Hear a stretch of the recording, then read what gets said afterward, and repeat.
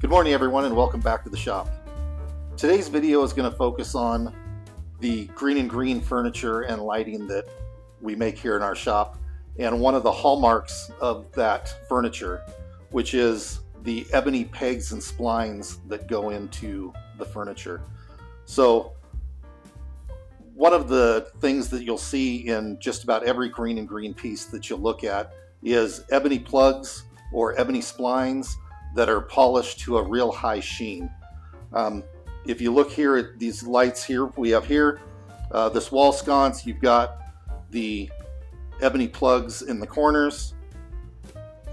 This here is a reproduction of the Inglenook sconce from the Gamble House in Pasadena, and you'll see that on each of the posts here we've got ebony plugs that really serve no functional purpose.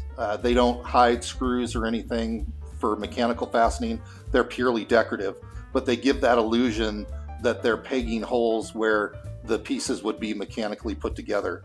So this light here, like I said, is the Inglenook sconce, and we're going to be building a couple of these coming up, so we'll probably do a build video on those, kind of so you can see how these are built, how we do the flare here on the roof to give it that Asian influence.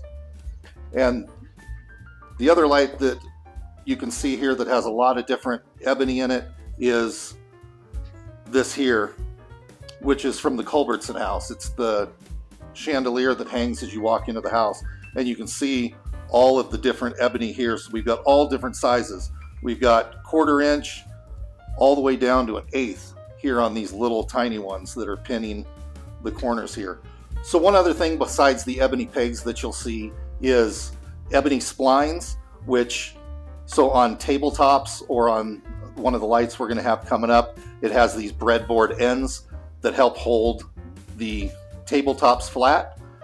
So to hide this area here in the end, we'll put these ebony splines in, and you can see that they follow the proudness of the breadboard end here. And then in the ends you get some bigger ebony plugs that hide. These actually are functional because there are screws that hold the breadboard ends into the top. So these ebony plugs here will hide those holes where the screws are so that you won't see the heads of the screws. So it's a functional, and I guess the whole form follows function. So there's a functional reason for those ones, as well as it helps beautify the piece. Like I said, the ebony is all highly polished. You don't have to finish it. Ebony is a super hard wood, so that it gets a real high sheen to it when it's buffed out. So as we go through this video, you'll see how I make the plugs. We'll rip some stock down, cut the plugs out of it, polish them. You'll see the whole process of how we make those plugs. And then this is what the end result is once you tap them into place in the lights.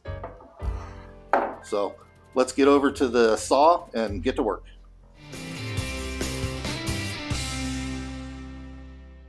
So we start off by checking with a micrometer the dimensions that we need the plugs, because we're going to go over to the table saw and rip those about 5/1000ths of an inch bigger than what that dimension is. So once we have our stock ripped, we come over to our saw, and with this jig we put a little kind of pillow on the top so that it has just a slight round over on the top of the ebony.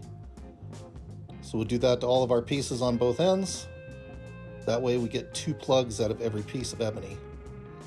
This jig here is actually one that I got out of Daryl Peart's book. I'll put a link to that book down below. It's a great book for anything Greene if you're interested. So we work on all of those and get those, and then we come over to our sanding station. So you see here we've got a mat that's underneath it that's going to give a little bit of play as we start to sand out those sanding marks from the spindle sander or the disc sander. As we sand it, you want to get all of those marks out and keep that little pillowed effect where it's just kind of a soft round over at the top.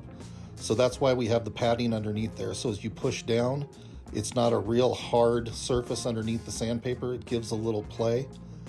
And then we come over to the buffing wheel, and we're going to buff out each of the plugs plug stock, and as you can see there, it puts a real nice polish and sheen on it. Bring it over to our cutting station, cut off the plugs, and there you have it. Now, while at that same station, we're going to take our chisel and we put a little bevel on all four sides of this. This allows it to go into the hole that we have in the fixture or furniture or whatever it may be. Like I said, the plug is made about a 5/1000th of an inch bigger than the opening. So when we put those in there, we just got to tap them in. That little bevel on it allows it to start easily, and then just using our mallet, we tap it into place. And you can see the nice polished sheen there. So thank you for joining us today. Appreciate you watching the video. Hopefully you got something out of it. If you have any questions about the process or how we do it or anything related to Greene and Greene, please put them in the comments down below. We'll look at those and answer all those. Again, I appreciate you watching the video.